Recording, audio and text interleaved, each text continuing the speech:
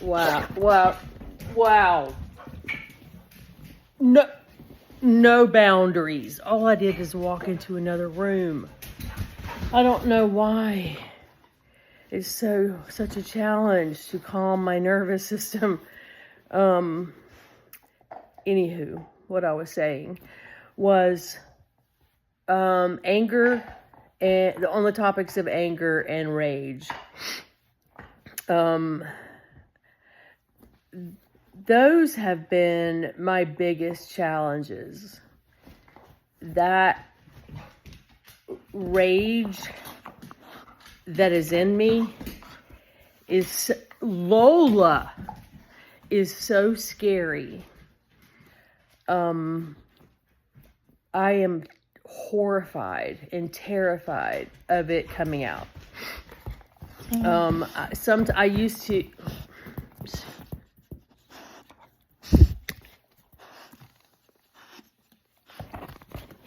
Excuse me.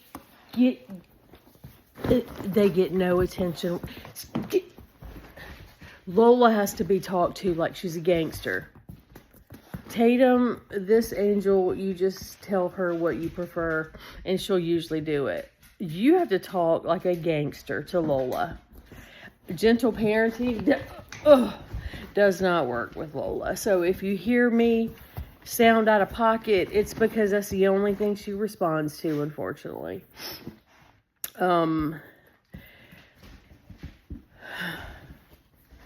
My ADHD meds haven't started yet, and okay, anger and rage.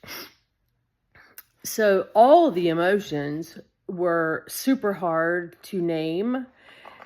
They were super hard to, and all this started when I got sober, 8.5 years ago, when I started paying attention to that stuff. And, but in the past 6 months with my therapist, I have no idea. When you ask me, where do you feel that in your body? I live right here. Right here. And my nervous system was fight or flight all the time. Chaos was my wheelhouse. And I loved it. I loved it. I thrived in it, in work environments that required it. I did well until I crashed. And I crashed every single time. Sometimes it took, 6 months. Sometimes it took 3 years. But I have no idea. I had no idea what self-care meant. I had no idea what leaning into the emotions meant. Nor did I have any interest. Really, because I think my ego kept me apart from that. Like, yeah, other people may burn out, but you don't know me. And so I really I didn't hear it in the way that I should have. But back to rage. So I'm going to tell you personal stuff. My dad we've been estranged for 45 years. Realistically, he got married when I was 9 or 10. I'm about to be 55. And his wife does not like me. And that's where a lot of abuse came from. Physical, verbal, emotional, neglect, physical and emotional. And my dad was complicit in that. And so when my parents shared custody, and when I reached the age where I could decide whether I wanted to continue to participate in custody, I split. And it was not easy. I don't say that lightly, But it was survival for me. Anyway, I've tried to stay in my dad's life. I've tried. I really have. As the child, I should have stopped a long time ago. It makes no sense what I've put myself through to be loved, accepted, validated, wanted even. Just wanted. I have left that door open, and it has caused me so much pain because it's not reciprocated. It hasn't been reciprocated for multiple reasons that I will not get into right now. But in the last probably 6 to 8 weeks, my dad has shown back up, and he has said all the things that you grow up, or I grew up thinking, man, this is all I want to hear. He said all that. He laid it all out. Took responsibility, shows remorse, has been consistent. That hole has not changed sizes because that does not do it. It doesn't do it. I'm hopeful because I miss my dad. And, I had him for 9-ish years by myself, and I remember him, and then he changed and has stayed changed. He's not the person that I knew. So I'm hopeful, but it doesn't fix anything. It doesn't fix anything. And now, he's like a little old man. And, I really hope that I can have time with him, and I am grateful. I am not putting him in a position to grovel for anything. He has said what he has said. I appreciate it. I try to lead with grace. I'm not making anyone beg for anything. I heard at some point, let people retreat with grace. If they're trying to apologize to you, don't make it harder. Don't make it harder for them. At least for me, I don't do that. I appreciate the gesture. I really do. And I'm not going to beat someone up when it's already hard enough to apologize to someone. I'm not going to make it harder. So, I have learned in the last 6 months I'm trying to put into practice boundaries, and I come first. Me. I come first. Not your feelings, not your pride, not what you want, not your convenience, but what feels right to me in here. Because I have done some work in slowing my nervous system down. I know what icky feels like now. I know what abandoning myself feels like. And I don't want that. So, to speed it along a little bit. I talked to him the other Friday night, and I won't get into the topic, but he said something that was really passive aggressive and had nothing to do with what I was saying. He was trying to compare something to something else, and it wasn't cool. Now, mind you, I have never sworn in front of my dad. I have never backtalked. I have never done any of that because we don't know each other. He doesn't know me at all. But because I'm on this path, there's always been a mouth on me, but now it is calm, and it's assertive, and it is to take care of me. It's not to hurt anyone.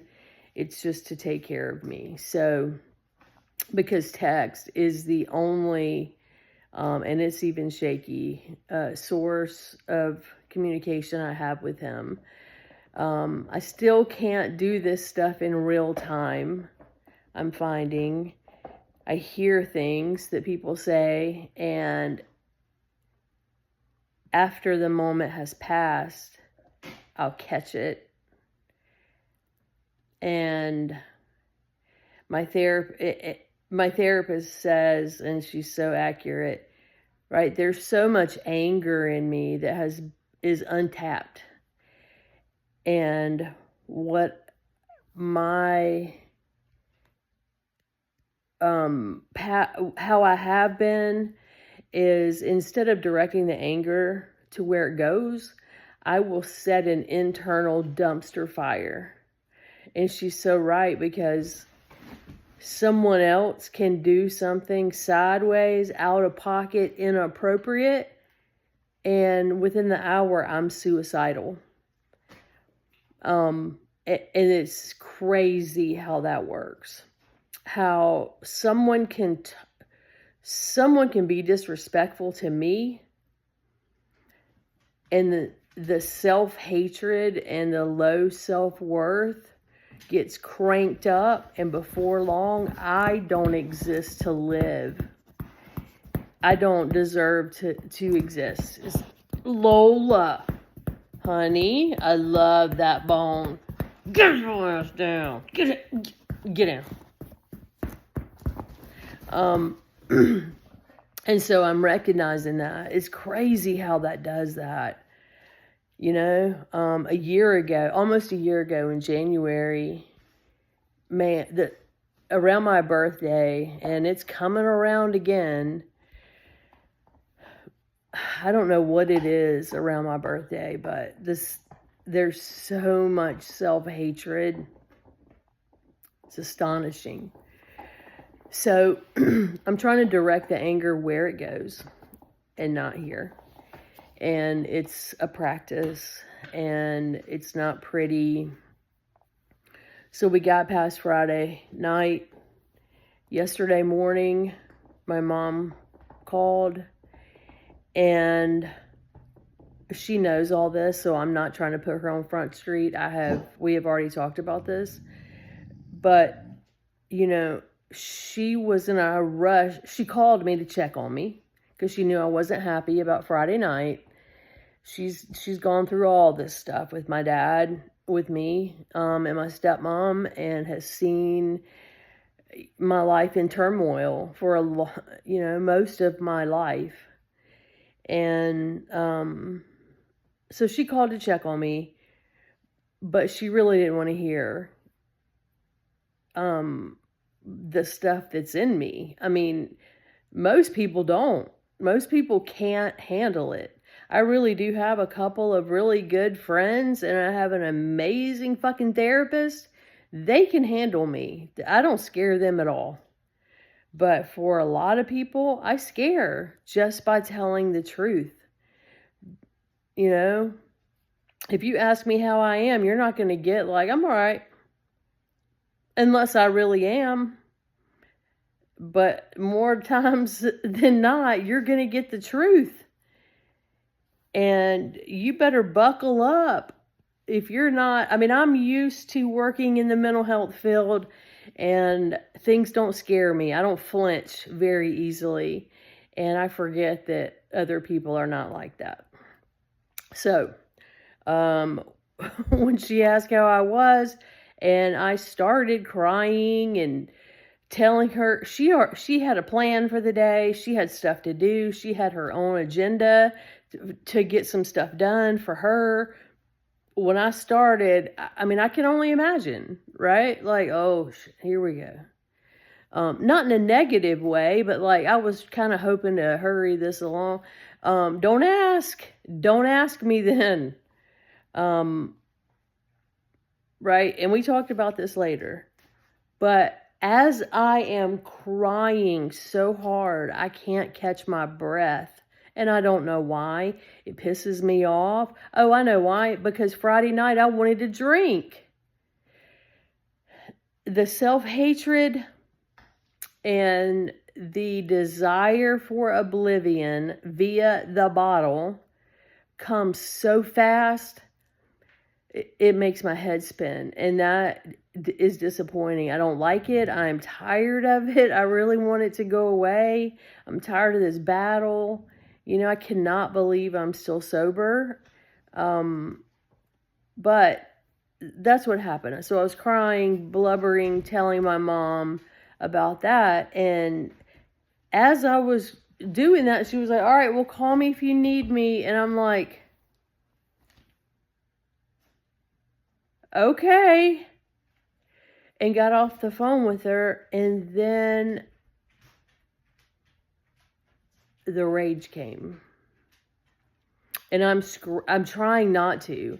I'm feeling it, and it is boiling and bubbling. And what I would normally do is say, you're a piece of shit, Ginger, and that's why people don't want to talk to you. And blah, blah, blah, blah, blah, blah. And quicker than anything, I'm suicidal. I don't want to be here. I want to check out. I'm a burden to everyone, and I don't need to be here. Somebody will take care of my dogs. Right? But I'm trying something new. And so I had to let it out. You know, you ever felt that rage that physically needs to come out of your body? I have a lot of it. I have some fantasies where I am bouncing my baseball, softball bat off of someone's head. And I can hear that bing. That's some dark shit. But I have some stuff that needs to come out physically. And so I raged yesterday. So when I'm crying, my mom is constantly rattling off advice. Do this, paint it out. Why don't you do this? Do that, do that. I didn't ask for that. I didn't ask for your advice. This is how I'm feeling. And I was so angry when I got off the phone with her. I screamed. I wish I had closed some doors because my dogs ran to their crates and I scared them and had to go make up for it. And I hate that. I hate that. I think I did that to my little brother when he was young. And I was raging as a teenager, but then I bottled it up, drank over it. Here's a hint. If I can't catch my breath because I'm crying so hard, I need you. So when you say, well, call me if you need me, and I can't even breathe to say goodbye, that's a problem. And I do not want to go no contact with my mom. I do not. That is not my goal. I do not want that. So I raged yesterday, and, you know, I've made some art pieces here and there. I've actually worked really hard and hours on some of this stuff that I'm about to show you. One is, so this is a table that I just rebuilt. I mean, I took the whole thing apart, cleaned it, sanded it, decoupaged an image on the top of it, primer. It's made out of floor boards. So it is, right? I put all them together. Clamps, decoupage, primer, ready to go. I mean, it's like a brand new table, right? But it's sitting right here in prime location. So I grabbed a stick that I love, and I'm an old softball player, and I beat the shit out of that table. So I cracked a big stick. I then broke this spindle into 3 pieces by swinging it like a bat on this table. This spindle that I have spent a lot of time painting.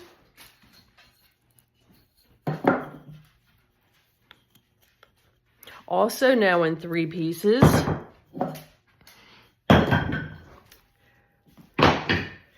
And I broke this table all apart.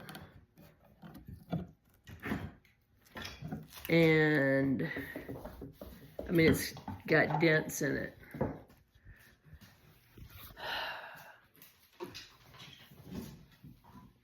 And then I breathed. And then I called my mom. And I said, here's a hint. If I'm crying and you're saying, call me if you need, I need you. And we talked about holding space. And we talked about boomers who have no idea how to connect to their emotions or the emotions of others. My mom gets super uncomfortable. I can only imagine. I don't have kids, but you want to fix it, right? My mom's a fixer. Do this, do that. Why don't you try doing this? Why don't you listen? Right? That's my main problem is not having my emotional needs met. Is I don't feel. Tatum is so happy I broke that stick. That bitch is going at it. Not having my emotional needs met, I still don't feel seen or heard. And I felt very blown off, and I felt very dismissed, and those things are starting to make me rage. I have been made to feel small and asked to be small, smaller for sure, for most of my life. I'm too much, or I'm not enough.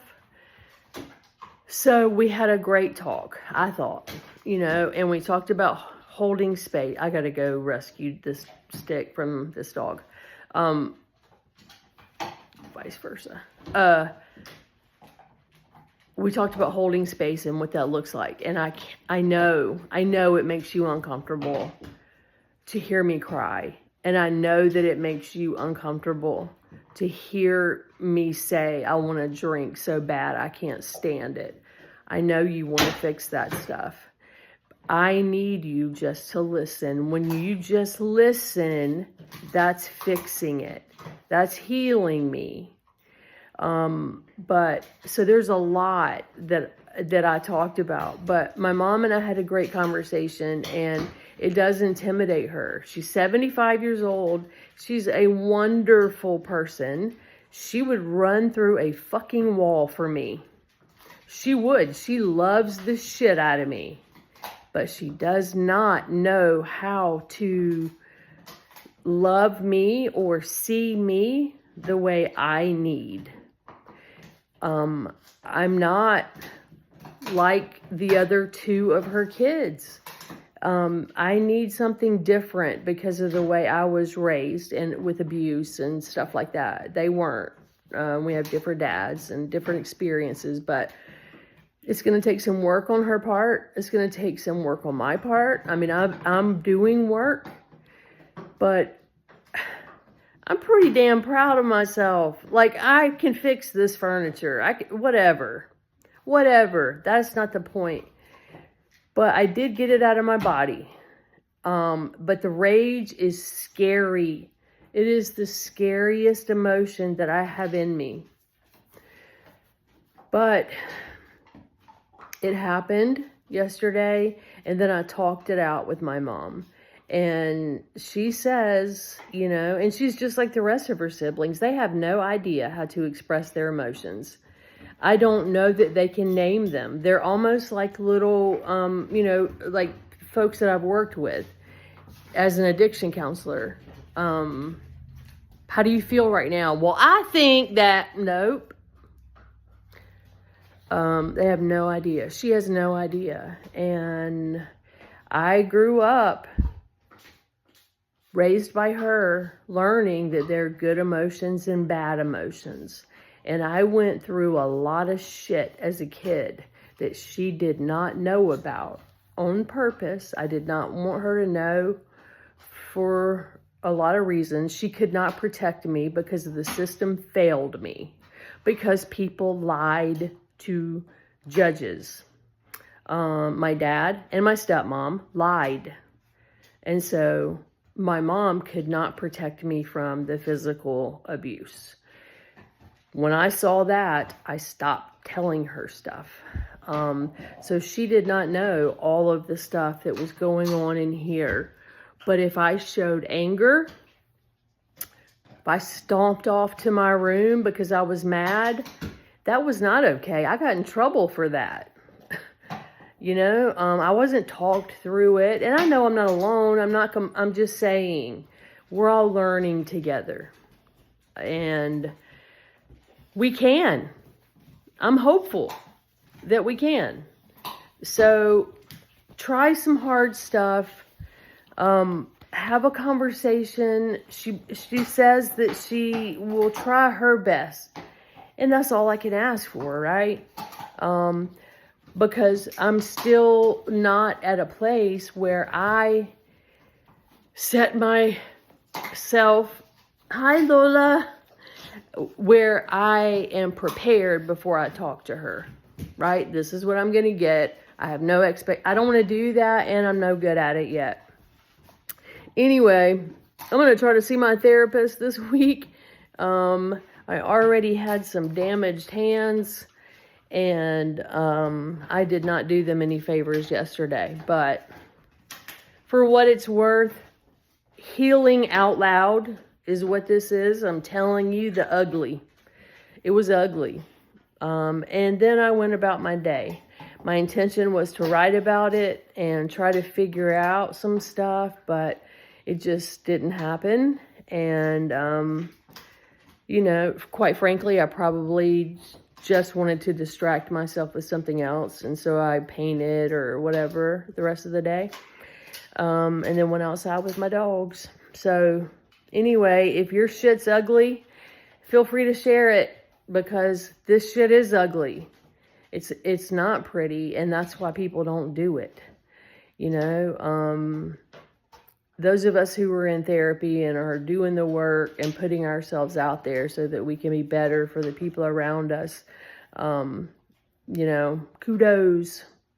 I love you guys big. Thank you for listening. If you made it this far, you're a hero, dude. And I'll talk to you soon. I'm going to try to do more videos. Somebody asked me to yesterday. So be on the lookout. Okay, y'all take care of yourselves. Bye.